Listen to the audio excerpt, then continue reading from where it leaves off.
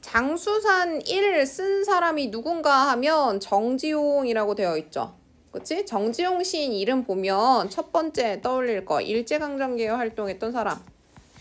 그래서 장수산이라는 시도 1940년대에 발행이 되는 시예요. 그 다음에 두 번째 이미지, 심상, 다른 말로 이미지 영어, 심상, 그걸 한자로 바꾸면 이렇게 됩니다. 요 두 가지 떠올리시면 돼요. 정지용 시인은 일제강점기에 활동을 했고요. 이 시인이 시에서 가장 중요하게 생각했던 포인트가 심상입니다. 심상. 그럼요. 자, 심상이라고 하는 건 뭐냐면 글을 통해서 여러분들 머릿속에 감각이 느껴지게끔 표현하겠다라는 거거든. 그러면 감각적으로 느낄 대상이 항상 존재해야 돼.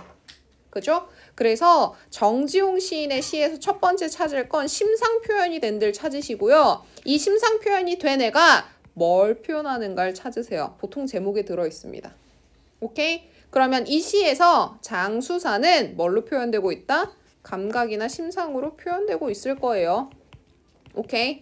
그래서 표현하고자 하는 대상이 어떠한 속성을 가졌는가 그걸 시에서 찾아내는 게 중요하고요. 그리고 이 사람이 시를 통해서 이야기하고자 하는 바는 일제강점기라고 하는 시대적인 현실이라고 하는 걸 벗어나기 힘들겠지? 그치? 그래서 요걸 가지고 좀 해석을 해주시면 됩니다. 장수산은 지금 이 사람이 장수산을 설명해 주는데 그 중에서도 겨울의 상황이고 현재 장수산은 밤의 상황이에요. 그걸 좀 체크하고 가세요. 요것도 이거는 정지용 시뿐만이 아니라 웬만한 시나 소설에는 다 해당이 되는데 특히 시에서 장소가 나오잖아. 사는 지명이고 장소죠. 그치? 이 장소엔 시간적 배경이 어떻게 설정되어 있나 그게 되게 중요해요. 시에서는. 예를 들어 장수산에 봄이 고요하다라고 했으면 되게 평화롭지. 따뜻하고. 근데 장수산에 겨울이 고요하면 삭막하고 쓸쓸하고 외롭고 이런 분위기란 말이야. 그래서 시라고 하는 장소가 등장하면 항상 시간적 배경이라고 하는 거 확인해 주세요. 오케이? 이 사람은 지금 장수산, 겨울, 밤을 심상을 통해서 표현해 줍니다. 벌목 정정이랬다. 아름드리 큰 소나무가 베어짐직도 하면 고리 울어 메아리 소리 쩌르렁 돌아옴직도 하다 이렇게 되는 거거든. 이게 지금 예투가 쓰여갖고 여러분들 해석하기가 좀 힘들어 보이는데 간단히 생각하세요. 베어짐직도 하이 해놨지. 베어졌어. 안 베어졌어? 안 베어졌어. 베어진다면 가정이구나. 그래서 이건 가정을 뜻하는 현대어로 그냥 바꿔버리면 돼. 그치? 얘도 마찬가지야. 돌아옴 직도 하이 이랬어. 돌아옴 직도 하다. 돌아왔어 안 돌아왔어? 안 돌아왔어. 가정이야 가정. 그럼 가정으로 바꿔서 여기는 그냥 우리가 알고 있는 뒤에 연결되니까 연결어미로 바꾸시고요. 그치? 요것도 연결어미로 바꾸면 되겠죠. 벌목 정정이랬다. 아름드리, 즉 아름은 한 아름에서 사람이 팔 뻗어갖고 요렇게 알면 그걸 아름이라 그래. 그래서 아름드리라고 하는 건 아름에 들어올 만큼 해서 커다랗다는 소리야. 큰 소나무가 베어질 것만 같고, 그치? 혹은 베어진다면 이렇게 할 수 있겠죠. 한다면이 가정이니까. 아름드리 큰 소나무가 베어진다면 골짜기가 울리고 메아리 소리가 쩌르렁 하고 돌아온다면 이런 소리야. 오케이? 그럼 벌목정정이 무슨 뜻이래? 커다란 나무를 산에서 멜 때 쩡 하고 큰 소리가 난다. 뒤에 설명이랑 같은 설명이지. 그치? 벌목정정이랬다 이러면서 지금 장수산 겨울 한밤은 소나무가 베어진다면 큰 소리가 나서 골짜기가 울리고 메아리 소리가 쩌르렁하고 돌아올 것 같다 라는 얘기예요. 그래서 청각적인 심상을 자극해주죠. 뭘 얘기해? 그만큼 고요하다라고 하는 걸 얘기하는 거야. 저 멀리서 나무가 쩍 하고 갈라지는 소리가 메아리 치고 이 골짜기 전체를 울릴 만큼 이 산에는 아무런 소리도 안 들리고 있다. 이해됐어? 그래서 커다란 소나무가 만약 베어진다면 골짜기가 울리고 큰 메아리가 들어올 것 같다. 그만큼 고요하다. 장수산 속 겨울 한밤은 심상적, 청각적으로 봤을 때 고요합니다. 그리고 겨울이고 밤이니까 당연히 생명체 안 살죠. 없죠. 다람쥐도 쫓아다니지 않고요. 새도 울지 않아요. 고요하죠. 이것도 울지 않는데 청각적 심상이야. 쫓지 않는다. 이건 쫓았다면 시각이겠지만 그런 시각적인 자극도 없는 상태를 얘기합니다. 깊은 산의 고요가 뼈를 저리운다 하고 있어. 자, 깊은 산 고요 그리고 뼈를 저리다, 이걸 나눠서 생각할 수 있어요. 산은 고요하고 내 뼈가 저리다. 그러면 각각 심상을 따로 보셔야 돼요. 고요하다 청각적 심상, 뼈를 저리우다는 촉각적 심상으로 보셔야 됩니다. 산이 고요해서 내 뼈가 저리다 이렇게 보면. 근데 깊은 산의 고요가 뼈를 저리는 것처럼 느껴진다 라고 해석이 되면 걔는 공간갑이죠. 고요가 뼈를 저리게 느껴진대. 그럼 고요는 청각이잖아. 뼈가 저리다는 촉각이고 너무 고요해서 뼈가 저리는 것 같아 이런 거죠. 그치? 그렇게 되면 공간각적 심상인데 보통은 전자로 설명하는 게 더 많습니다. 오케이? 산이 너무 고요해서 내가 뼈가 저리는 것 같아. 이런 거야. 눈과 밤이 종이보다 희고녀 예투예요. 희구나 영탄입니다. 자, 눈과 밤, 겨울이니까 눈 쌓여 있고요. 밤인데 어떤 밤이냐? 보름을 기다려 달이 하얀 밤이야. 그래서 이 밤은 종이보다 비교해 힙니다 라고 하고 있어. 종이보다 희구나. 자, 여기까지가 장수산의 이미지라고 하는 걸 설명해주고 있는 상태야. 장수산은 하얘, 장수산은 고요해. 오케이? 자, 그리고 나서 그 장수산 고요한 밤에 내가 뭘 하는지가 여기 나와요. 달도 보름을 기다려 흰 뜻은 한밤 이 고를 걸음이리한다 해놓거든. 질문의 형태지만 달이 이렇게 하얀 이유는 이 밤에 이 골짜기를 나보고 걸으라는 뜻인가? 예요. 질문의 형태지만 걷겠지. 달이 얘들아 무슨 생각이 있어? 그냥 아무 생각 없죠? 그치? 근데 그걸 보고 걸으라고 하는 것처럼 느꼈으면 그 지 마음이지. 그죠? 그래서 걷기 시작해요. 이게 지금 장수산 고요한 밤에 화자가 하고 있는 행동입니다. 그러면서 요 뒤는 자신이 하는 생각이야.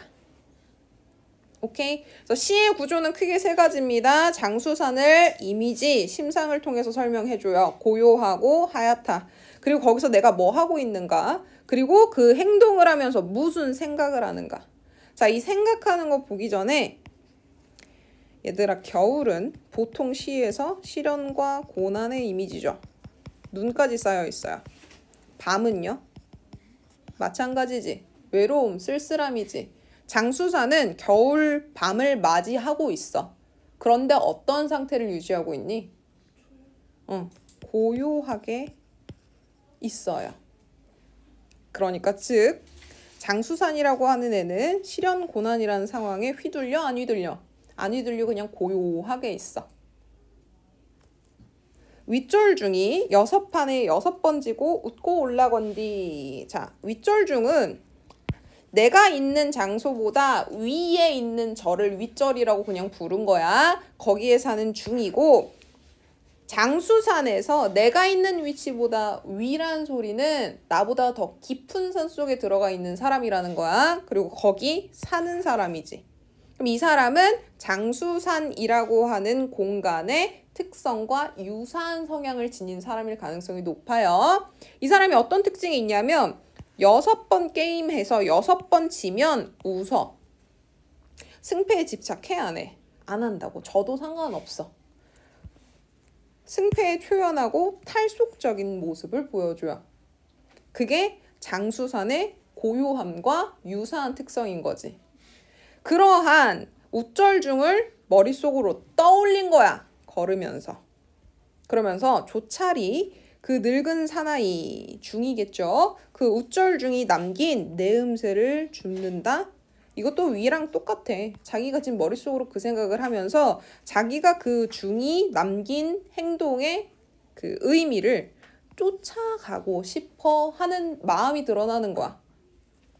내음새를 줍는다라 그랬으니까 후각의 시각화 혹은 후각의 촉각화로 보시면 되는데, 냄새는 관념이 아니죠.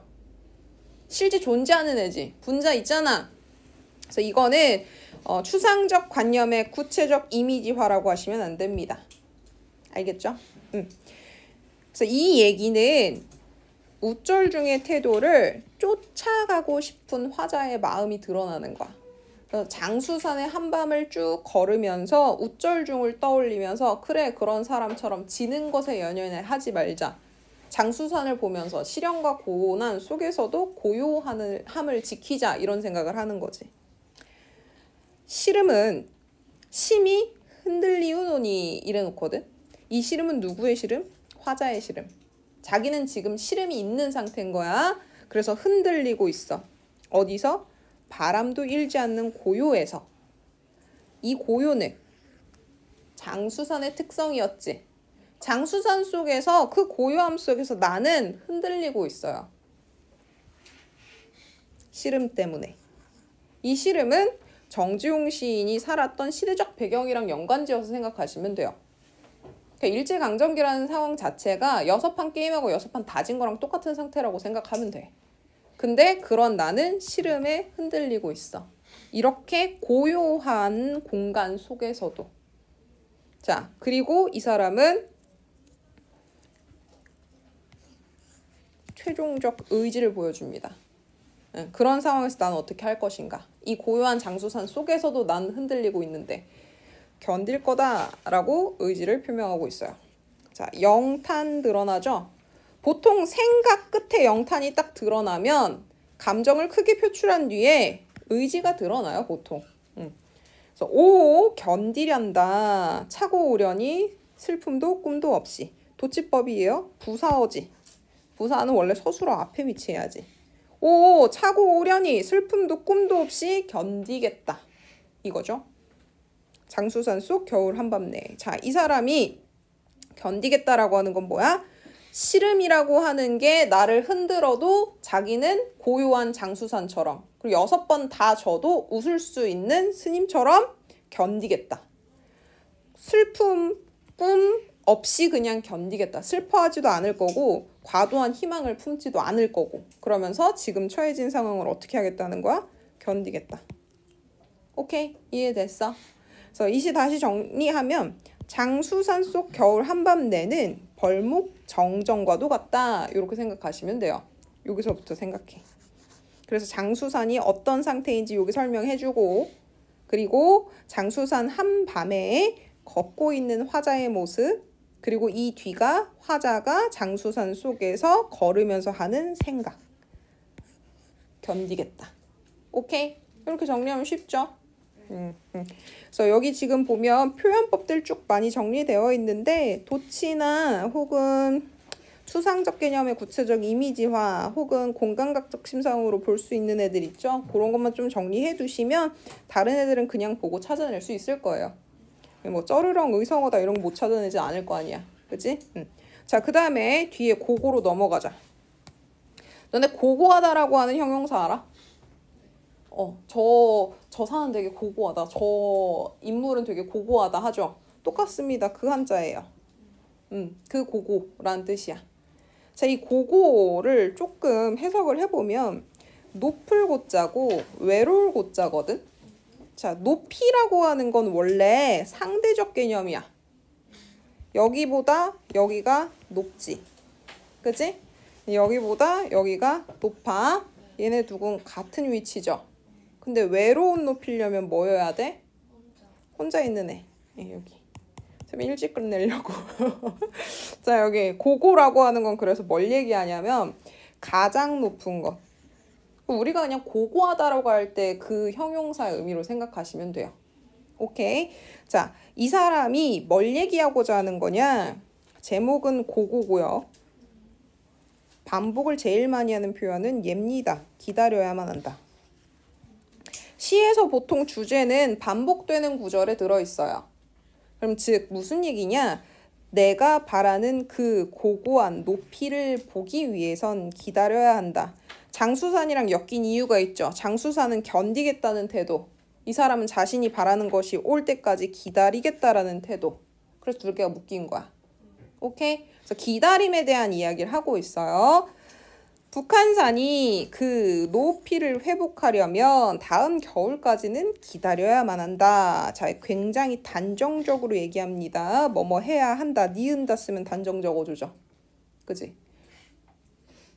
그 높이란 요겁니다. 여기까지.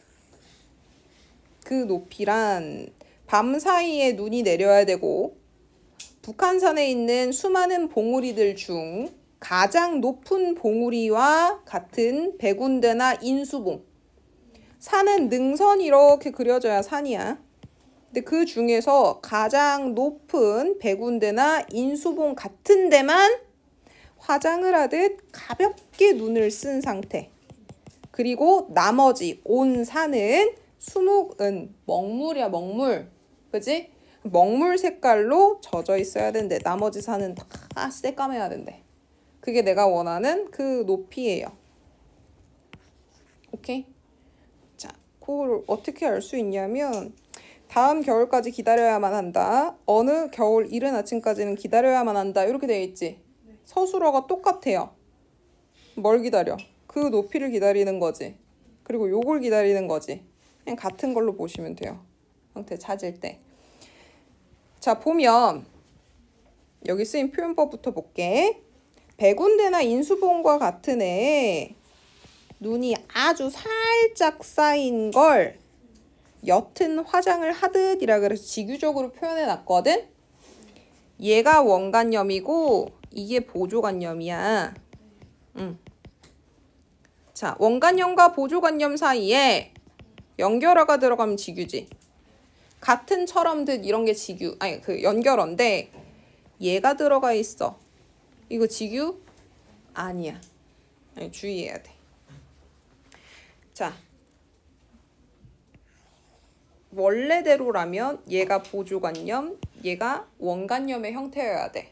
지규법은. 보조간염 나오고 연결어 나오고 원간염 나오고가 지규법의 형태야. 근데 백운대나 인수봉은 높은 봉우리들 중 하나인 거지 얘네 둘 사이의 구조가 비유, 빗대어서 표현된 게 아니죠. 빗대어서 표현된 건 이거랑 이거랑 같아야지. 그죠? 그래서 얘는 그냥 높은 봉우리들 중에 백운대나 인수봉 같은 이래갖고 예시로 들어준 애야. 지규라고 보시면 안 돼요. 그래서 그 정도 포인트 봐주시고 그 다음에 산 꼭대기엔 눈이 쌓여 있고 나머지 산들은 수묵, 검정색이어야 된다 그러지. 색채 대비예요 이거.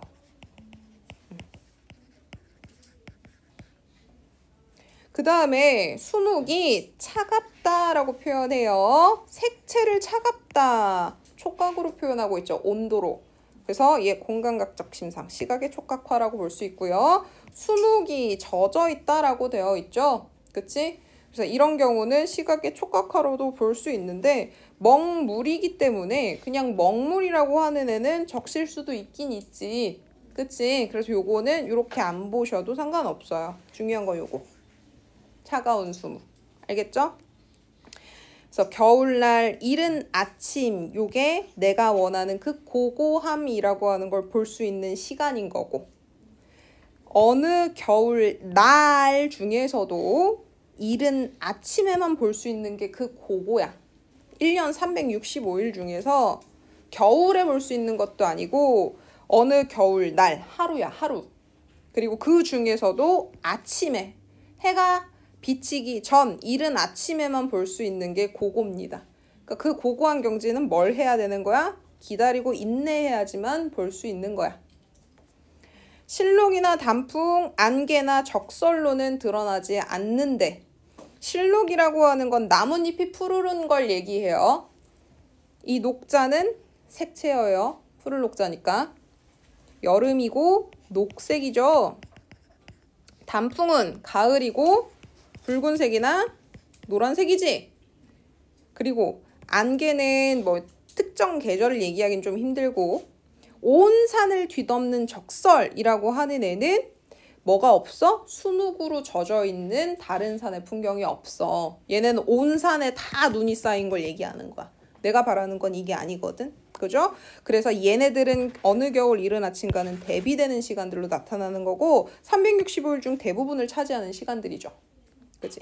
자, 때 실록, 단풍 얘네들은 눈과 수묵이라고 해서 흰색과 검정색으로 이루어져 있는 그 고고함이라고 하는 것과는 색채적으로도 대비를 이루어요. 녹색, 붉은색, 빨간색 난 그런 거 싫다는 거죠. 그리고 흰색만 있는 것도 돼? 안 돼? 안 되는 거야. 심지어는 장밋빛 햇살이 와닿기만 해도 변질하는 그 고고한 높이를 회복하려면 그러니까 이른 아침에 봐야 돼. 햇살이 오기만 해도 여기가 녹아버리니까. 백군대와 인수복만이 가볍게 눈을 쓰는 어느 겨울 이른 아침까지는 기다려야만 한다. 반복하고 있어요. 기다려야만 한다. 인내 태우도가 계속 나타나고요. 자, 이 장밋빛 햇살이 내가 원하는 고고를 변질시키지.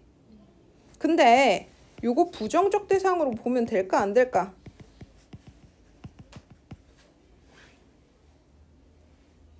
안 됩니다. 이 사람이 얘기하는 걸 원하는 걸 얻기 위해서는 그 고고함을 누리기 위해서는 기다림과 인내의 태도가 필요하다라고 하는 거지 나머지 방해하는 것들이 부정적이다라고 보지 않고요. 그 다음에 중요한 건 이거야. 햇살은 자연물입니다. 시에 자연물이 등장하면 얘가 그냥 아무 생각 없는 자연물로 쓰였을 때랑 상징적인 시어로 쓰였을 때랑 긍부정 나누는 기준이 조금 달라. 예를 들어 갖고 달밤이라고 되어 있는데 얘가 일제강점기를 상징하는 시어로 쓰였어. 그러면 요거 자연물로 안 쓰였지. 얘는 부정이잖아. 그치? 그 상징적 의미를 가지고 따져. 근데 자연물은 생각이 있어 없어? 없어. 그래서 자연물은 얘가 걔의 긍부정을 정해줘요. 나는 하늘이 좋대. 그러면 하늘은 자연물이지만 좋다라고 되어 있으니까 긍정적 존재지. 그치? 그것처럼 햇살이 어떤지가 얘의 긍부정을 결정해 주는데 햇살은 그냥 다 쓸 뿐이야. 그죠? 서술어의 긍부정 없잖아. 이게 부정적 존재라고 보시면 안 돼요. 알겠지? 그럼 얘는 뭐 때문에 쓰였냐? 그 햇살이 닿기만 해도 고고한 상태가 변질된다. 즉 고고함이라고 하는 건 내가 완성이 됐다라 그래도 햇살 하나에 시간이 1, 2분만 지나가도 그게 금방 사라지게 된다라고 하는 걸 얘기하는 겁니다. 알겠죠? 이거 부정적 존재라고 하는 건 아니야. 그렇게 보긴 좀 힘들어. 만약에 이런 걸 이렇게 밑줄 쳐놓고 내신 문제에 시 막 여러 개 1번부터 5번 준 다음에 자연물을 막 밑줄을 쳐줘. 그리고 그 자연물이랑 가장 비슷한 애를 찾으래. 그럼 뭐 하면 돼? 진짜 자연물로서 긍부정 그리고 상징적 시어로 안 쓰인 애 찾아갖고 체크해 놓으면 돼. 알겠죠? 그 정도 보시면 되고 여기에 쌤이 인동차라고 하는 시를 하나 집어넣어 놨는데 요거는 수능 특강 사용 설명서에 같이 묶여 있는 애거든. 그래서 이거는 뭐 수능 때 쓴다 이건 아니고 내신 때 선생님들이 참고해서 학교에서 쓰실 수 있을 것 같아 갖고 자 정지용 아까 선생님이 뭐라 그랬냐면 이미지라 그랬지. 이 인동차는 이미지만 나오고 끝나. 보자. 노주인이 장벽에 무시로 아무 때나 인동 삼긴 물을 내려요. 물 내린다는 소리는 인동이라고 하는 걸 집어넣은 물을 차로 우려낸다는 소리야. 자작나무가 불이 피어불고 구석에 그늘 있고 거기 무순이 파릇하고 흙냄새 나고 그리고 이 사람 계속 인동물 내리니까 김도 서리고 바깥은 겨울이야. 자, 풍설 소리가 잠착하고 산중엔 달력도 없이 삼동은 겨울입니다. 겨울이 하얗다라고 되어 있어. 여기 그냥 진짜 겨울날 뭐 산속인 것 같아요. 노 주인이 인동차를 계속 내리고 있고 자작나무가 피어져 있고 무순이 크고 있고 흙냄새가 나고 있는 상황이 그려지고 끝이죠. 그치? 그게 보통 정지용 시가 그래. 이렇게 그려지고 끝이야. 근데 얘는 어떻게 해석할 수 있냐면 자 인동이라고 하는 애는 겨울을 인내하다 라고 하는 한자를 쓰고 있어. 요거 일부러 준 거예요. 인동차 그냥 이렇게 쓴 게 아니고 이렇게 준 건. 그럼 얘는 동의미로 해석하시면 돼요. 뭐야? 겨울을 인내하고 있어. 누가? 이 노인이. 추운 겨울에 이 사람은 계속 뭐 하고 있어? 시끄럽게 굴어? 여기도 다 고요하죠. 흙냄새 나는 중에 고요하게 저 추운 겨울이라고 하는 걸 뭐 해? 물 내리는 행위라고 하는 걸 통해서 꿋꿋이 인내하고 견디고 있어. 여기서 겨울도 일제강점기라고 하는 시름이라고 하는 걸로 해석을 할 수 있다라고 하면 여기서 인동차도 뭘 얘기하는 거야? 저 앞에 나온 장수산이랑 같은 얘기하고 있는 거야. 그래서 견디기 어려운 고통스러운 현실을 묵묵히 이겨내려는 의지가 드러나는데 우리가 이 시에서 확인할 수 있는 건 심상밖에 없습니다. 오케이. 정지용 시인은 그렇게 알고 있어야지 보여요. 모르고 보면 읽히지가 않아. 뭘 얘기하는지 잘 몰라. 그래서 알아두십시오. 자, 그리고 나서 뒤로 넘어갈게요. 혹시 문제 중에 질문 있어? 문제가 어렵진 않아요. 문제가 어려운 편은 아니야. 4번은 애들이 여기까지만 보고 냅다 맞다라고 생각해서 답이 안 보여가지고 틀린 경우들이 좀 있더라고. 기억이 쩌르렁이거든? 벌목할 때 그 첫 번째 줄 나오는 장수산?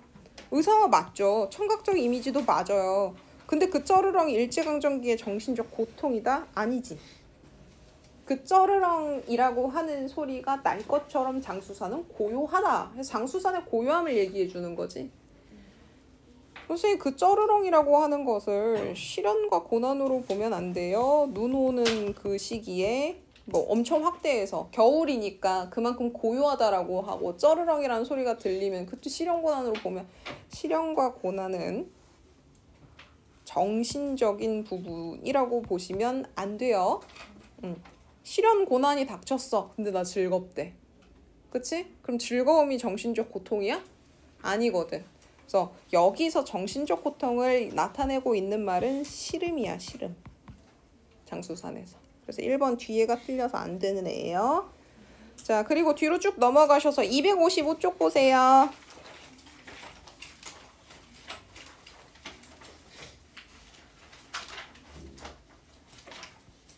관서별곡 있어. 관서별곡.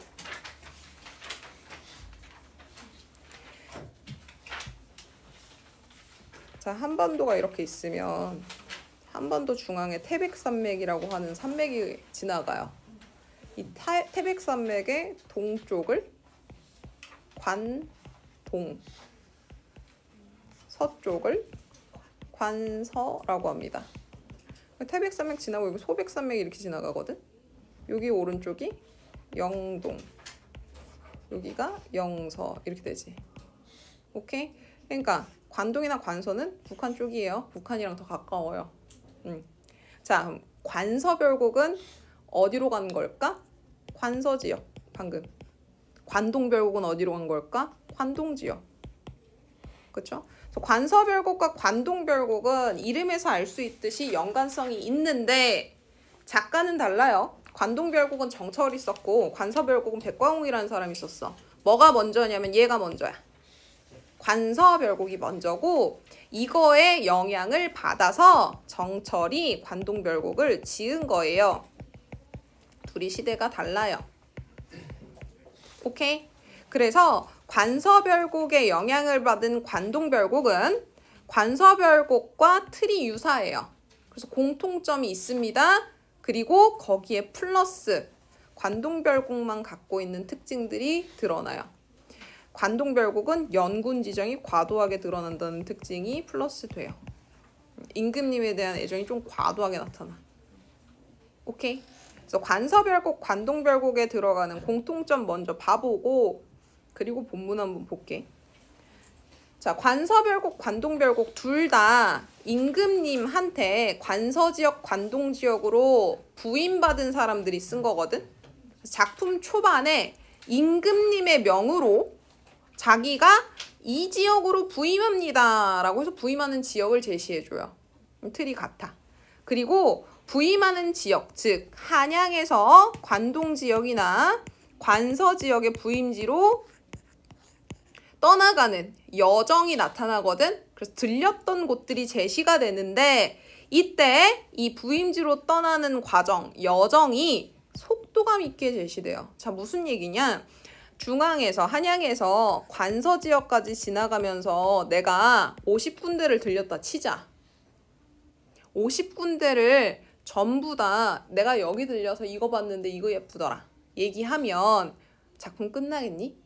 안 끝나요. 그래서 중간에 진짜 내가 봤을 때 좋았던 곳들 있죠. 그런 애들을 제외하고 나머지 애들은 쭉쭉쭉쭉쭉쭉 지역명만 읊으면서 넘어가요. 그래서 그걸 이렇게 표현해 놓은 거야. A 들려서 뭐하고 B 들렸고 C 들렸고 D 들렸고 이렇게 얘기한다고. 그리고 자연물을 활용해서 자신이 방문한 지역의 모습을 구체적으로 제시하는 경우들 있습니다. 이러면 보통 마음에 든 거야. 그래서 감상하는 내용까지 들어가요. 자, 그리고 관서별곡과 관동별곡은 둘 다 가사 장르예요. 가사 장르는 서정 갈래로도 보지만 교술 갈래로도 봐요. 특히 이 관동별곡과 관서별곡은 기행가사입니다. 그래서 교술 갈래라고 보시는 게 맞아요. 그럼 이 기행가사는 자, 교술 갈래의 대표적인 게 수필이거든. 수필의 대표적인 게 기행문 같은 거 있잖아. 그렇지? 요거랑 다루는 내용은 같아. 근데 형식이 운율이 추가돼 있을 뿐이야. 사사조 사음보. 오케이? 그러면 기행문과 기행가사는 뭘 위주로 살펴보셔야 되냐? 장소 이동. 다른 말로 여정이라 그래요. 자, 여정을 그냥 내가 이 지역 갔어. 그게 기행문이야? 아니죠. 기행문에 필수적으로 들어가야 되는 요소가 있어. 이 지역에 갔으면 견문, 뭘 봐야 됩니다. 그리고 세 번째, 견문한 내용을 가지고 어떠한 깨달음을 얻었는가, 어떠한 느낌을 가졌는가, 감상을 표현해줘야 돼요. 이게 기행문의 주요 포인트야. 이거 없으면 기행문 아니야. 오케이? 기행 가사도 똑같아요. 그러니까 여러분이 보는 관서별곡의 포인트는 장소가 나왔어. 근데 거기서 뭘 봤대. 그러면 거기서 무슨 감상을 느꼈는가 이렇게 찾아주시면 돼요. 근데 어디 갔어. 근데 본 얘기가 없어. 그럼 걔는 뭐 하고 있는 거야? 속도감 있게 지나간 장소 제시해주고 있는 거니까 넘어가면 돼. 알겠지? 그리고 내가 이 장소에 갔는데 너무 마음에 들어. 그럼 감상이나 견문을 길게 써, 짧게 써? 길게 써요. 그래서 이 작품에 보면 화자의 주요 여정이 총 3가지로 되어 있는데 이 3가지 기준은 장소에 가서 견문하고 감상한 내용이 3줄 이상 되는 애들이야. 나오는 애들이 있거든. 들려서 뭐 봤는데 예뻐요 하는 애들이 있어. 근데 걔네들이 2줄 이하로 끝났다. 그러면 주요 요정으로 안 칩니다. 알겠죠? 자, 그러면 작품 한번 볼게요. 그렇게 생각하시고 이 사람 관서 명승지 부임하는 지역 얘기해주고 왕명으로 갔어요 해서 임금님 명으로 간다라고 하는 거 밝혀주고 있지. 관동별곡도 똑같아. 행장을 꾸려요. 짐을 꾸리는데 칼 하나만 들고 간대요. 그럼 이 사람은 문관이야, 무관이야? 무관이죠, 무관. 그래서 칼 들고 간다는 소리, 화자의 신분이 무관이구나 알 수 있는 거야. 연조문 내다라 모아고개로 넘어드니. 자, 연조문은요, 한양 밖으로 나가려면 동서남북 4대문 있죠. 그 밖으로 나갈 때 사용되는 문이야. 얘 출발지가 어디야? 한양에서부터 출발하는 거야. 그리고 모아고개를 지나가면서 이렇게 얘기합니다. 부임지로 가고픈 마음 때문에 고향 생각은 안 난다. 고향을 생각하랴 서리적 표현이죠. 안 난다는 거예요. 이 사람 고향 생각 하나도 안 해요. 임지로 가고 싶은 마음이 더 커요. 그래서 신나게 갑니다. 벽제 지역에서 말을 갈아탔고요. 임진 지역을 지나갑니다. 임진강 배 타고 가죠. 그리고 천수원 지역 지나가요. 그래서 여정을 빠르게 속도감 있게 얘기해주고 있어요. 개성은 망국이라서 보기 싫대. 안 봤네. 그럼 얘도 그냥 지나간 거죠. 개성은 고려의 수도예요. 그럼 이 작품은 언제 쓰인 거야? 조선시대에 쓰인 거죠. 그죠? 개성은 고려, 망한 국가. 그렇기 때문에 개성의 유명한 만월대라고 하는 지역도 보기 싫다. 그래서 만월대는 명승지지만 가지 않는 겁니다. 그리고 황주 지역도 지나가는데 황주 지역은 전쟁터였던 곳이라 가시덤불 우거져 있어. 들릴 필요 없어. 이것도 뭐 갈 필요 없다는 거죠. 석양이 직원을 채찍으로 재촉해서 구연원으로 갔어요. 자, 석양이 지다 시간적 배경 얘기해주고 있죠. 점점 밤이 가까워지고 있습니다. 밤이 되면 말 타고 이동하는 거 가능할까? 불가능하죠. 그래서 채찍으로 얼른 재촉해요. 밤 되기 전에 자신이 목적지로 설정한 곳까지 가려고. 그래서 구연원으로 넘어갑니다. 자, 채찍으로 재촉해 넘어간다라고 하는 화자의 행동, 그리고 석양이 진다라는 시간적 배경이라고 하는 걸 통해서요. 여정을 서두르는 모습이 등장한다라고 볼 수 있고요. 그 다음에 석양이 진다라고 하는 게 화자 행동의 이유입니다. 얘가 갑자기 채찍으로 재촉한 이유가 뭐야? 석양이 져서. 이렇게 돼 있어. 생양관 기슭을 봤어요. 아, 버들까지 푸르구나. 여기서 알 수 있는 건 계절적 배경이 봄이구나. 그리고 재송정으로 갑니다. 지금 선생님 초록색으로 체크해놓은 애들이 장소 이동, 여정이겠죠? 재송정을 딱 갔는데 이제 여기가 중요해. 뭘 봐요? 견문이 드러나요. 장소에 가서 뭘 봤다. 그리고 그 본 내용이 여기서부터 여기까지 5줄이나 돼요. 이게 주요 여정에 포함되겠죠. 재송정에서 본 게 엄청나게 감명 깊었던 거야. 뭘 봤나 보자. 재송정에 가서 대동강을 봅니다. 보통 이 정자 붙으면 정자죠.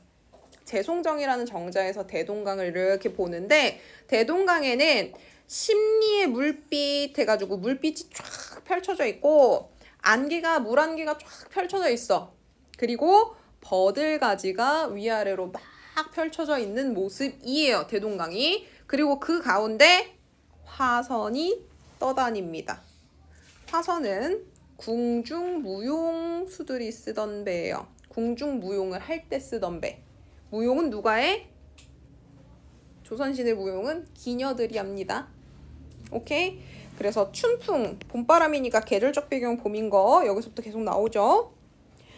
춘풍은 야단스럽고 그 대동강물에 있는 화선을 딱 봤더니 노기홍상이 비껴 앉아 가냘픈 손으로 검은 골 짚고 있더라. 녹색 저고리에 붉은 치마, 젊은 여성들이 입는 옷이에요. 화선에 타고 있는 노기홍상들, 기녀들이죠. 기녀들이 비껴 앉아서 검은 골을 연주하고요. 붉은 입술과 흰 이로 채련곡 노래를 부르고 있어요. 붉은 입술과 흰 이는 미녀를 뜻하는 단어고요. 그래서 녹색, 홍색, 색채 대비, 붉은색, 흰색, 색채 대비 사용해서 시각적 심상 자극하고 있고 채령곡 부른다 청각적 심상 자극하고 있어요. 이 사람 뭐 보고 있는 거야? 대동강에 떠 있는 배, 그 안에 있는 기녀들. 오케이. 그 모습이 마치 신선이 연잎배를 타고 옥빛 강으로 내려오는 듯 했다. 그래서 위에서 본인이 본 요 풍경이 원간염. 이게 연결어. 요게 보조관념. 오케이? 자, 여기까지가 견문이고 이 견문을 할 때 감각적 심상과 직유법, 표현법을 여러 가지를 사용해서 본인이 보고 있는 풍경과 대상에 대한 예찬적 태도를 보여주고 있거든? 여기까지가 견문이고 뒤에 뭐 나와야 돼? 감상이 나와야 된단 말이야. 근데 밑도 끝도 없이 갑자기 그렇게 아름답다고 예찬해놓고 슬프다라고 해놨어. 왜 슬프대? 나란 일 신경 쓰이지만 풍경에 어찌하리 해서 나란 일과 풍경 사이에 내적 갈등 때문에 슬프대. 이게 너무 좋지, 너무 즐겁고 그래서 보고 있는데 한편으론 나 지금 부임지에 발령받아서 가고 있는데 이게 마음의 짐인 거야. 그러니까 여기 더 보고 싶고 더 놀고 싶은데 나란 일 때문에 가야 되는 게 슬퍼. 그리고 나란 일 때문에 가야 되는데 여기 풍경을 보고 있는 나도 참 한심스러워. 근데 이 풍경이 좋은 걸 어떻게 하니? 그래서 이 사람은 지금 현재 풍경을 선택한 거죠. 그러니까 너네 그런 거야. 시험 기간인데 친구가 노래방 한 번만 갔다 가재. 코인 노래방 갔는데 그날따라 너무 재밌어. 노래가 너무 잘 돼.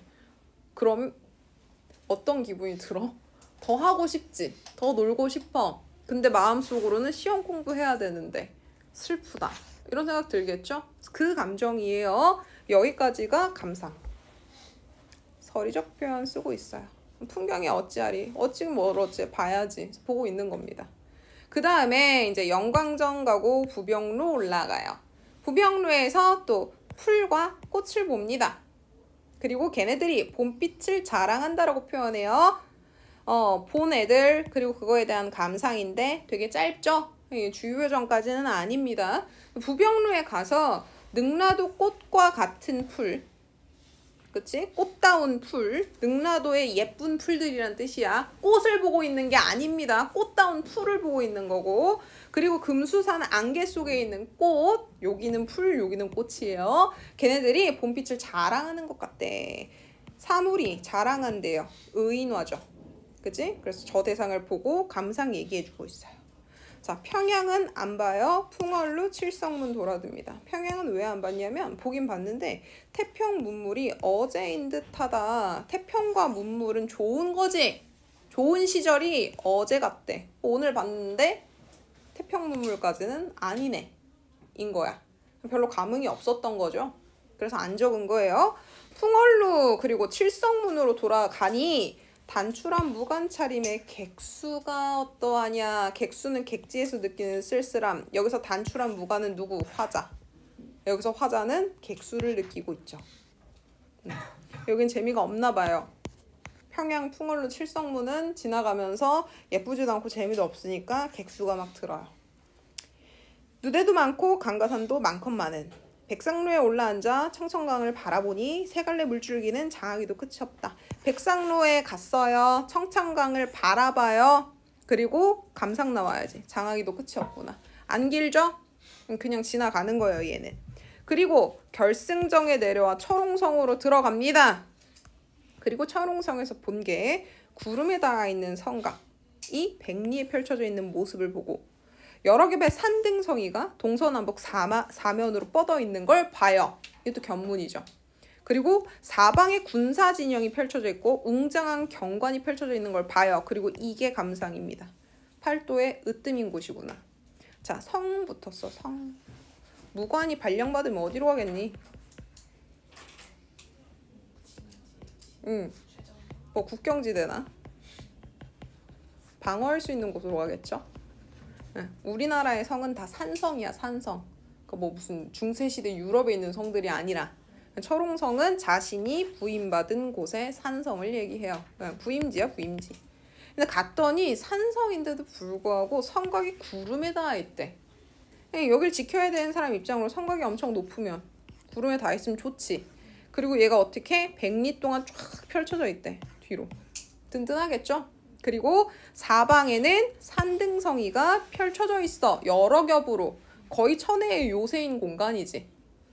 그리고 그 또 동서남북 사방엔 군사진영이 다 꼼꼼하게 배치가 되어 있고 경관도 좋아. 내 부임지가 팔도의 최고구나.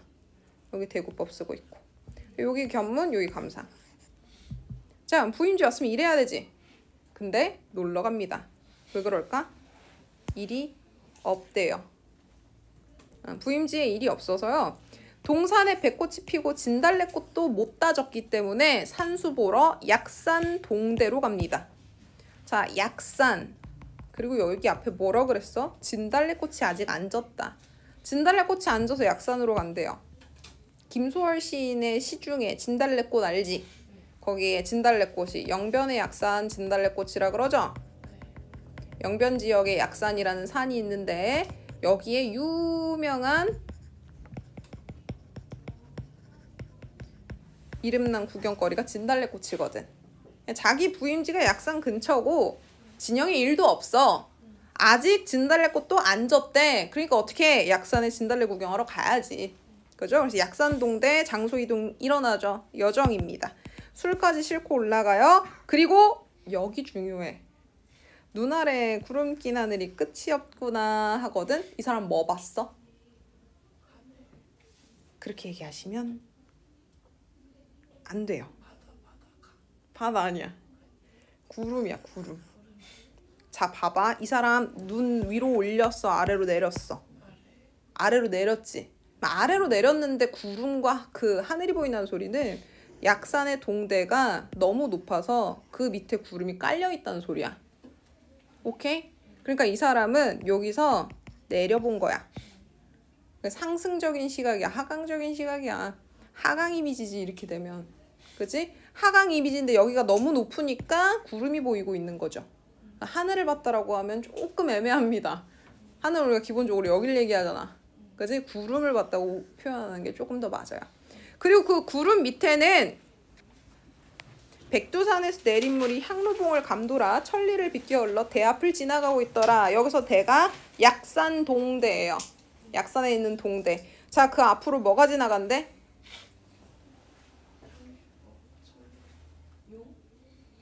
요걸 봐야지. 물이. 주어 보세요, 주어. 물이 대 앞으로 지나가니야. 이 사람 뭐 보고 있는 거야? 강 혹은 물 보고 있는 거예요. 백두산이랑 향로봉 봤어, 못 봤어? 보면 안 돼. 봐봐. 이 물은 백두산에서부터 내려와서 백두산에 있는 향로봉이라는 봉우리를 감돌아서 천리 동안 흘러서 이 대 앞을 지나가고 있어. 그럼 약산동대랑 백두산은 천리 떨어져 있는 거야. 근데 내가 백두산이랑 향로봉 봤다 그러면 큰일 나죠. 그래서 약산동대에서 보내는 물 그리고 구름이야. 그리고 그 물이 굽이굽이 늙은 용이 꼬리치며 바다로 흐르는 듯하다 해서 얘의 원간염이고요. 굽이굽이 같은 경우는 의태요. 늙은 용이 꼬리치며 바다로 흐르는 듯 얘는 보조관염. 연결어 쓰였으니까 직유고요. 그래서 형승도 끝이 없고 풍경이 너무 좋아서 안 볼 수가 없다 해서 서리법인데 얘는 서리적 영탄으로 보셔도 됩니다. 풍경인들 아니 보랴 해서 이 풍경이 너무 아름답다. 혹은 이 풍경을 봐야겠다. 봐야겠다는 서리법이고 풍경이 너무 좋다라는 뜻이면 감탄과 영탄이니까 그 영탄이겠죠. 서리적 영탄. 이게 감상. 알겠지? 그래서 동적인 자연물 물을 용에 비유하고 있고요. 역동성이 드러나는 부분입니다. 요 굽이굽이 의태어니까 시각적 심상 움직임 드러나죠. 자, 뒤에 요것만 보고 마무리할게. 관동별곡 보자. 2번 관동별곡 보면 관동 800리 관찰사를 맡기셨고 성은이라 그래요. 왕이 보냈어요. 부임지로. 요거 나타낸 거지. 그리고 연추문은요. 사대문 밖으로 나가는 문이야. 그러니까 여기도 시작점이 연조문이잖아. 연조문, 연추문 여기서부터 시작하는 것 같은 구조입니다. 그리고 나서 경회 남문은 내가 바라보는 장소야. 임금님 계신 곳이야. 관동별곡에서 연추문 갔다 경회남문 갔다 하면 큰일 납니다. 경회남문 안 가요. 경회남문, 경회하면 너네 임금님 계신 곳에 경회하면 뭐 생각나? 경복궁 가면 경회루라고 있어요. 오케이? 거기야 임금님 계신 곳이야. 여긴 안 갔어. 그래서 연추문에서 임금님 쪽 바라보면서 안녕히 계십시오 하직하고 물러서니 옥절이 앞에 섰다. 자, 옥절은 이 사람이 관찰사로서 강원도를 가고 있어요. 그래서 이 사람이 관찰사예요 라고 하는 걸 나타내주는 기야. 기나 대 이런 거 얘기하는 거야. 깃발이나 대라고. 그럼 이 옥절이 뭐랑 비슷하냐? 이 사람이 문관이라고 하는 걸 나타내주고 있어. 신분. 그래서 앞에 칼과 비슷한 역할을 해주고 있는 거예요. 칼은 화자가 무관임을 나타내죠. 그래서 평구역, 흑수, 치악산 쭉 가고 철원 가는데 궁예왕 대걸터까지 가고 중간에 뭐가 나오냐면 가면서 소양강에서 내려온 물이 어디로 흘러드는가 이런 얘기하고 북한정에 올라가서 삼각성 제1봉 보고 싶다 이런 얘기해. 이 사람은 관동 지역으로 갑니다. 동쪽에서 소양강물이 내려가면 한강으로 가요. 그러면 이 소양강물이 내려서 어디로 가? 한양으로 가요. 임금님 계신 곳. 그 다음에 삼각산은 북한산의 옛날 이름입니다. 북한산은 청와대 뒤에 있죠. 경복궁 뒤에 있어요. 임금님 계신 곳이야. 그래서 연군 지정을 계속해서 중간중간 드러낸다라고 하는 건 차이점이야. 그런 게 드러납니다. 그래서 그 정도 보시면 되고요. 그래서 이번에 4번 틀린 이유는 관서별곡은 고향 생각 한다 그랬어? 안 한다 그랬어? 안 해요. 그러니까 고향 생각이 없는데 뭘 교체시켜? 없는데. 이렇게 보시면 됩니다.